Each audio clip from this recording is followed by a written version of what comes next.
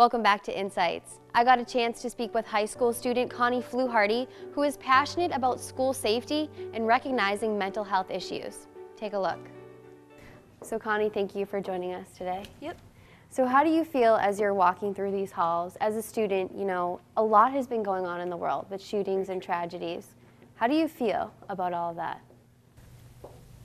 It can be unsettling at times, but it also gives us, the new generation, a sense of confidence that we can conquer the world. That's great. So as you're walking through these halls day in and day out, do you feel safe here at Alpena High? Truly, yes, because all of the doors are always locked. And if things were to change and laws were to pass, how would you feel about teachers or, you know, anybody in the school carrying guns to keep you kids safe? My personal stance is that teachers shouldn't, because they carry so much on their plates right now. My mom is a preschool teacher down in Osney currently, and so I know that she would not feel confident about wearing a gun on her hip at all times or keeping it in a drawer in her desk or anything. So yesterday you participated in National Walkout Day, where you weren't allowed to physically walk out. How did things go yesterday in the gym?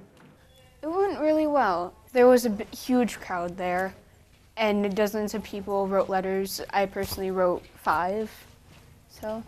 And what did some of the letters say? Our opinions should be validated by Michigan Congress and the U.S. Congress, and there should be legal reforms in gun control. Now, with that being said, do you feel, you can give your personal opinion here, do you feel that it is the guns killing people or that it's people?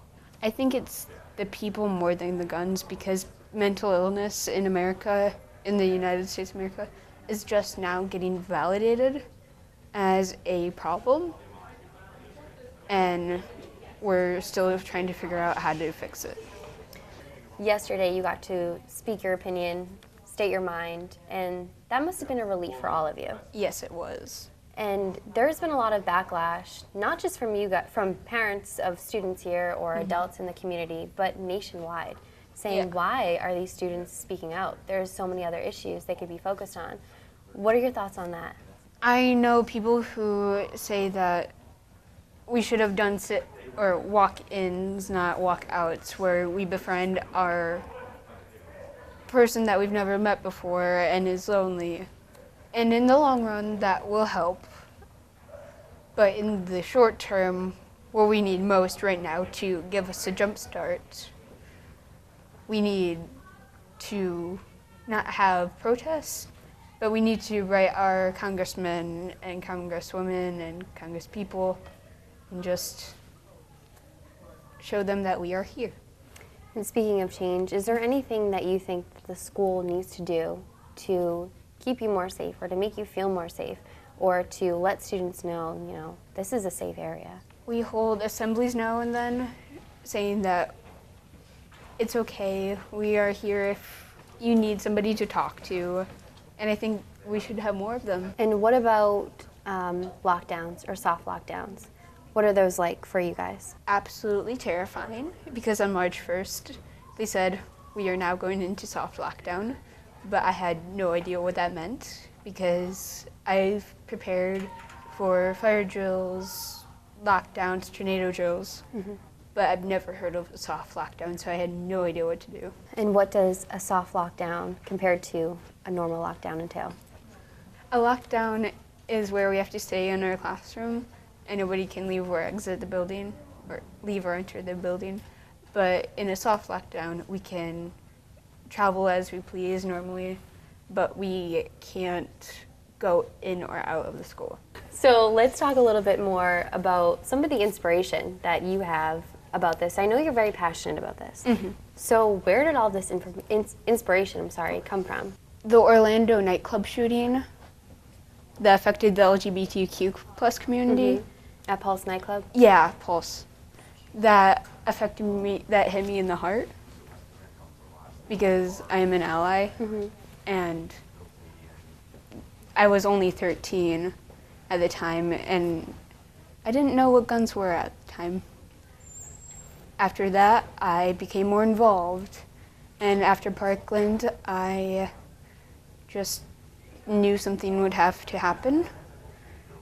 So my friend Isabel Luther, the person who organized the walkout yesterday, organized it and had boxes set up as for us to write letters in and send to our congressmen, and she's really cool. That's great. So you've kind of almost grown up in a generation where school shootings and mass shootings are normal. Sadly. They're not normal, but they happen. Yeah. So how does that make you feel? I mean, you said that that gave you inspiration. So deep down in your heart, how does that make you feel? That you've grown up to see all of this at such a young age. You said you saw it when you were 13. It just makes me wish that the world could be a better place, and now we have a basis of what to base the future upon for inspiration and passion. And so now that we've hopefully gotten the worst of it all, then we can move on to greater and better things, safer for everybody. Where do you see these changes in the next 5 years from now? What is your hope? My hope is to have more liberal, I guess, Congress people where they are aware of mental illness, that it's not just you're normal or you're not, there's a spectrum.